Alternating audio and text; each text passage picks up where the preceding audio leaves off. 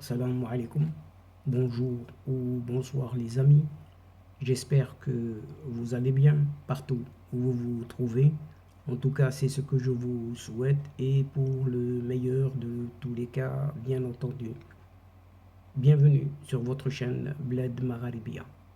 Et pour moi, je suis ravi et heureux de vous retrouver une nouvelle fois. Et merci de nous recevoir chez vous et parmi vous à travers cette 374e vidéo qui vient vers vous pour vous proposer votre CQFD habituel, c'est-à-dire ce qui fait la petite discussion entre nous à chaque fois. Comme vous le savez, oui, comme vous le savez, votre CQFD de votre Bled Magharibia ne se consacre qu'à cette actualité nord-africaine, maghrébine, pour venir vous la résumer avec un immense plaisir. Vous la résumer très brièvement en quelques petits mots et quelques petites phrases bien sélectionnées justement dans cette actualité.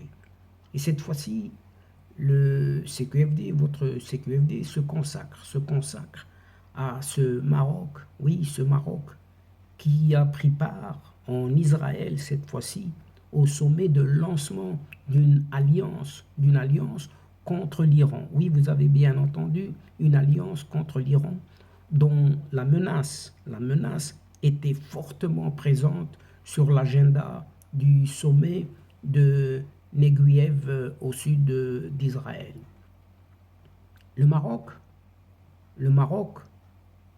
désormais, partage également les mêmes préoccupations que les autres pays ayant pris part à la réunion, mais sans oublier d'appeler à une solution du conflit israélo-palestinien.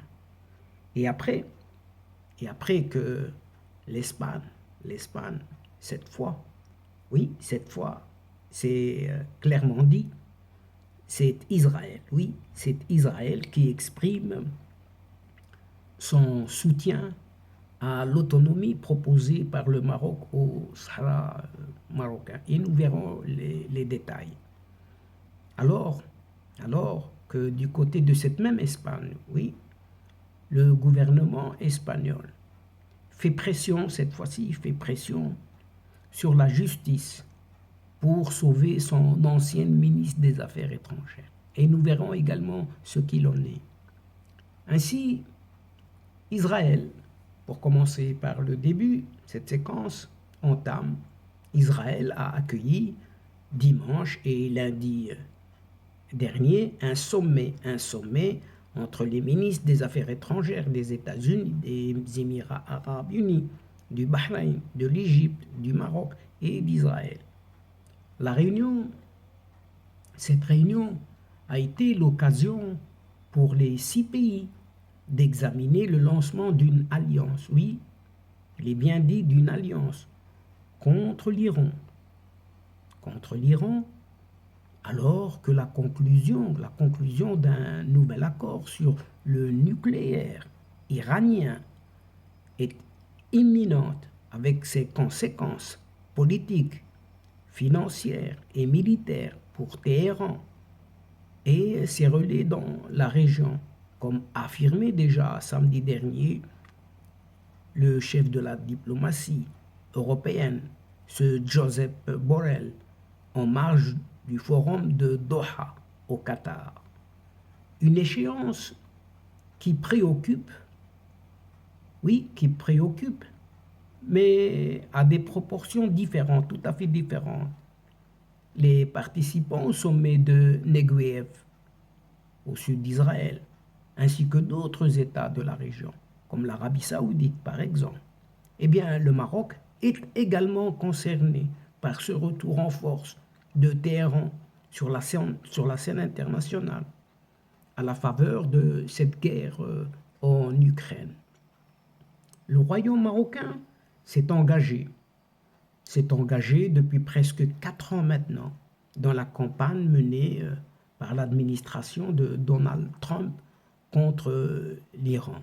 Et Rabat avait déjà rompu le 1er mai 2018 ses relations diplomatiques avec l'Iran, arguant du soutien militaire de l'organisation chiite libanaise du Hezbollah, financée par le régime iranien, à ces milices séparatistes de ce Polisario. Lors d'un point de presse animé ce lundi dernier par les 6 ministres des Affaires étrangères, le chef de la diplomatie d'Israël n'a pas caché l'objectif principal du sommet organisé les 27 et 28 mars dernier dans le désert de Neguev.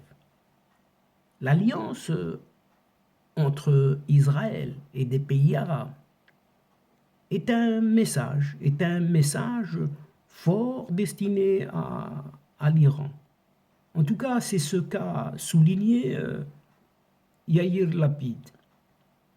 De son côté, le ministre des Affaires étrangères marocain, Nasser Bourita, a condamné l'attentat terroriste de la nuit dernière, c'est la nuit donc à Hadera, ayant causé la mort de 2 policiers commises par 2 Arabes israéliens, présentés comme proches de l'organisation Daesh. La réunion de Neguev est la meilleure réponse à de telles attaques, a encore précisé Nasser Bourita. Le ministre des Affaires étrangères marocain a expliqué que la présence du Maroc, sur instruction du roi Mohamed VI, est une confirmation des relations profondes liant les 2 pays et la communauté marocaine, à la communauté juive en Israël. Notre présence est un message, notre présence est un message à notre peuple et à tous les peuples de la région, et une confirmation de la dynamique positive de notre conviction dans la paix basée sur les valeurs et les intérêts communs. En tout cas, c'est ce qu'a ajouté toujours Nasser Bourita. Outre les préoccupations iraniennes, le Maroc a exprimé au sommet de Neguev son appui à la solution de 2 États au conflit israélo-palestinien. En marge de cette rencontre, le ministre marocain des Affaires étrangères, Nasser Bourita, a eu des entretiens bilatéraux avec son homologue israélien Yair Lapid. Et le chef de la diplomatie a émis le vœu que les 6 participants au sommet de Neguev puissent se réunir dans un désert différent. Oui, ce Yair Lapid, c'est ce qu'il a dit, dans un désert différent, mais avec le même esprit. Une référence, bien évidemment, ce désert qui se trouve au Sahara marocain, bien évidemment. Et dans la même foulée, nous apprenons qu'après l'Espagne, c'est au tour d'Israël. Israël qui exprime son total soutien à l'autonomie proposée par le Maroc au Sahara marocain. En effet, Israël a exprimé ce lundi dernier son soutien à la proposition marocaine d'autonomie du Sahara marocain, avec la rencontre des ministres des Affaires étrangères des 2 pays lors d'un sommet israélo-arabe tenu à Neguev, comme expliqué auparavant.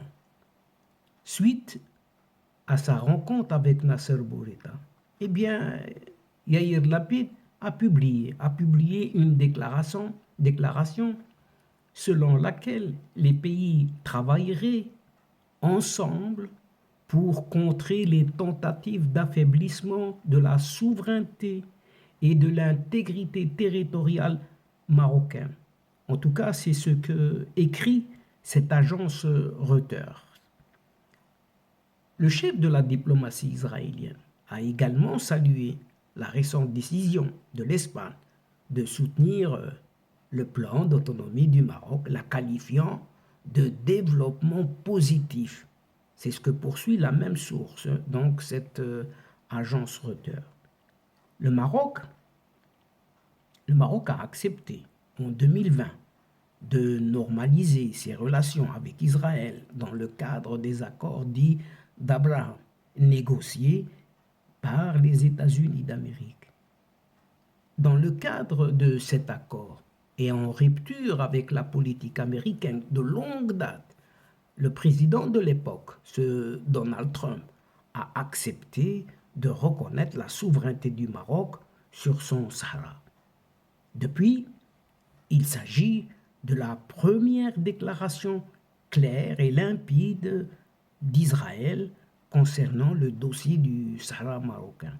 Pour rappel, juste pour un petit rappel, l'Espagne a exprimé il y a juste quelques jours, dans une lettre adressée par son chef du gouvernement, Pedro Sánchez, au roi Mohamed VI, son soutien à l'initiative d'autonomie proposée par le Maroc pour le Sahara marocain. Quitte à le répéter ici autant de fois qu'il faut. Mais en ce qui concerne cette fois-ci, cette fameuse affaire dite Rallye Ben Battouche, eh bien, le gouvernement de Pedro Sánchez fait pression sur la justice, sa propre justice, pour sauver la tête, pour ainsi dire, de son ancienne ministre des Affaires étrangères, cette Arantxa González Laya. Il s'avère que le bras de fer entre le gouvernement espagnol et le juge d'instruction qui enquête sur les circonstances de l'entrée de ce Brahim Ghali, alias Mohamed Ben Battouche, en Espagne, connaît un nouveau développement dans cette affaire. L'exécutif ibérique, l'exécutif espagnol, ne ménage pas ses efforts pour épargner cette ancienne ministre des Affaires étrangères. Toute implication dans cette affaire, bien entendu, et il tient à le faire savoir. En effet, ce cabinet de Pedro Sánchez, par la voix de son bras judiciaire, la direction des services juridiques donc, a une nouvelle fois haussé le ton contre le juge Rafael Lasala, alors que les pouvoirs sont séparés dans ce pays. L'organisme placé sous la tutelle du ministère de la Justice a fait appel de la décision du juge de maintenir l'ancienne ministre des Affaires étrangères, cette Arantxa González Laya, comme mise en examen. Oui, vous entendez bien, mise en examen pour prévarication. Ce que rapporte ce lundi dernier la Razón. Pour mémoire, rien que pour mémoire, Rafael Lasala, ce juge, a déjà retiré, oui, la falsification de documents. Il a retiré ça de ce dossier, si l'on peut dire ainsi, de la liste des chefs d'accusation portés contre cette ancienne ministre. La direction des services juridiques affirme dans son recours que la mise en examen de cette Arantxa González Laya ne peut plus être prolongée, estimant qu'elle est basée sur une simple conjecture dépourvue de minimum de soutien. Mais pour l'heure,